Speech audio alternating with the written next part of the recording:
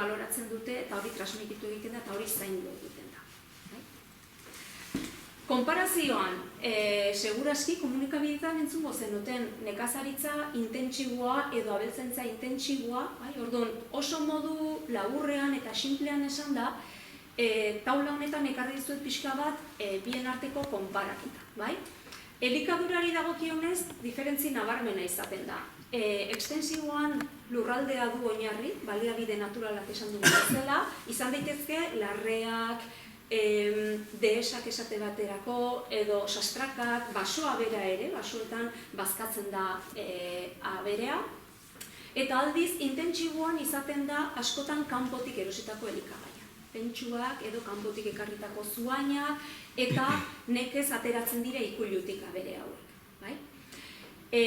Horrek esan nahi du elikadura iturria, abeltzaintza estensiboan dabiltzan aberek nahi duten hori hautatzen dute, gustukoena, eta aldiz intentsiboan ustiategiko langileek ematen diotena hartzen dute. Eta razionalizatua eta guztiz kontrolatua. Mugikortasuna, ekstensiboan, esan bezala, nolabait mugimendu espazio-temporala optimizatzen da, leku bakoitzean, une bakoitzean, baliabide horiek ahalik eta modu eraginkorrenean erabiltzeko. Eta aldiz, intentsiboan, mugikortasuna oso mugatua dute abereek. Fluxu energetiko eta materialei begira, tokiko ekosistemetan integraturiko fluxuak sortzen dira ekstensiboan, eta aldiz, intentsiboan ez dauka zerikusirik tokiko ekosistemen nolabait fluxu horiekin, guztiz independentea da. Egoitza, abereak esan bezala gehienetan ekstensiboan, gehienetan urtean zehar ikuilutik kanpo egoten dira, eta ikuilu barruan soilik batez ere negu partean, eta behar bada ardien kasuan esate baterako aurkumeak izan dituztenean, eta hor pixka bat neguko hilabetetan, baina aldan gehienetan kanpoan egoten dira, belarditan, eta aldiz intentsiboan kontrakoa gertatzen da. Batez ere ikuiluan egoten dira animaliak eta oso gutxi ateratzen dira pixka bat haizea hartzera. Ze zerbitzu ekosistemiko eskaintzen dizkigu abeltzaintza estensiboak? Asko dira eskaintzen dizkigunak. Alde batetik, habitat seminaturalen mantenua. Aipatzen nahi naizen belardi, mendikolarre hauek, ez balego abeltzaintza ekstensibo hori belardi hauek galduko genituzke eta polikinaka dibertsitatea galdu eta nolabait dominatzaileak diren landare espeziek estaliko lituzkete. Orduan, horratik esaten dugu seminaturalak, jarduera batek mantentzen dituen belardiak direla. Baliabide hauek mantentzen dituztenez, lurtzoruan karbonoa baitzeko nolabait funtzioa areagotzen dute. Belardi hauen biodibertsitatearen konservazioan laguntzen dute eta gainera kalitatezko elikagaiak ekoizten dituzte. Aldiz, intentsiboan, elikagaiak ekoizteaz aparte beste zerbitzurik ez dago. Hau da, okela edo esnea, ekoiztea beste zerbitzurik ez du betetzen sistema honek. Eta ingurune inpaktuari begira hemen behar bada dago gairik konplexuena ulertzea igual zaiena dena. Baina askotan badakizue berotegi efektua sortzen duten gasen emisioak direla nekazaritza eta abeltzaintzari gehien leporatzen zaizkion kalte, ingurune kalteak, ez da? Eta egia da, zenbat eta belar gehiago jan, animali batek, abere batek, metano gehiago isurtzen duela. Metano biogenikoa esaten zaio. Azkenean, hartziduraz, belar horrek sortzen duelako metano bat, ez da?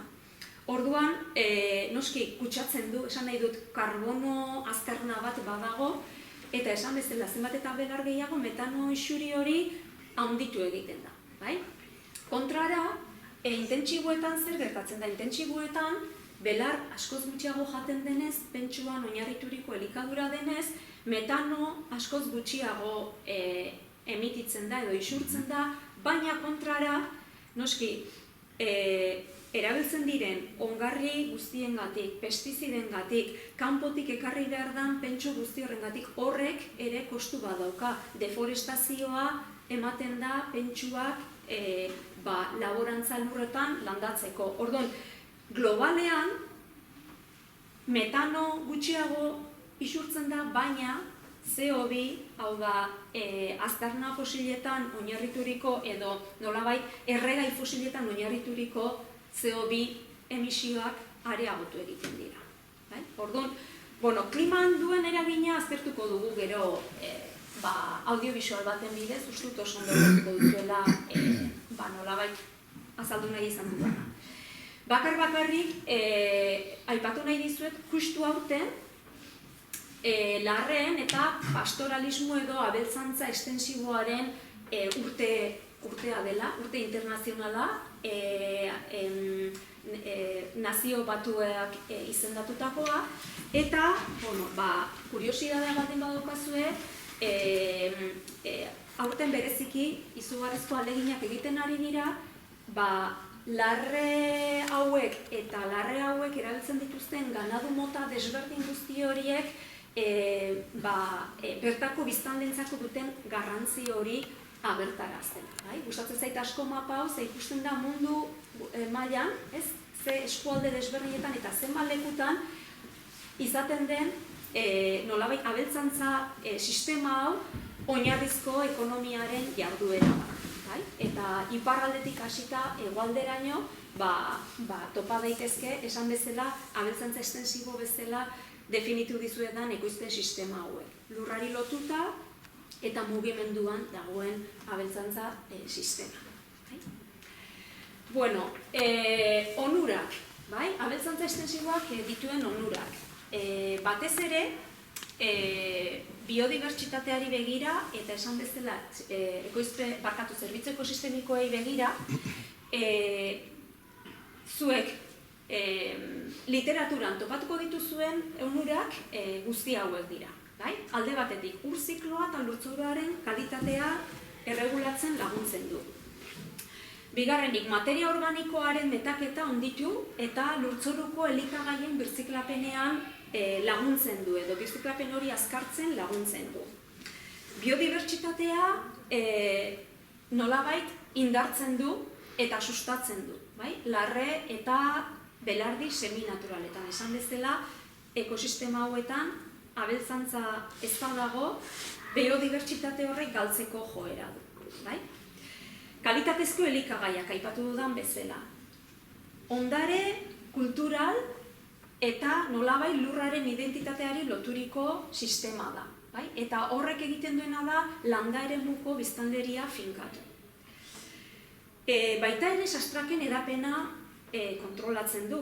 Eta suteen nolabait aurrean prebentzio tresna bezala ikusten ari da gero eta funtzio garrantzitsuagoa egiten duela.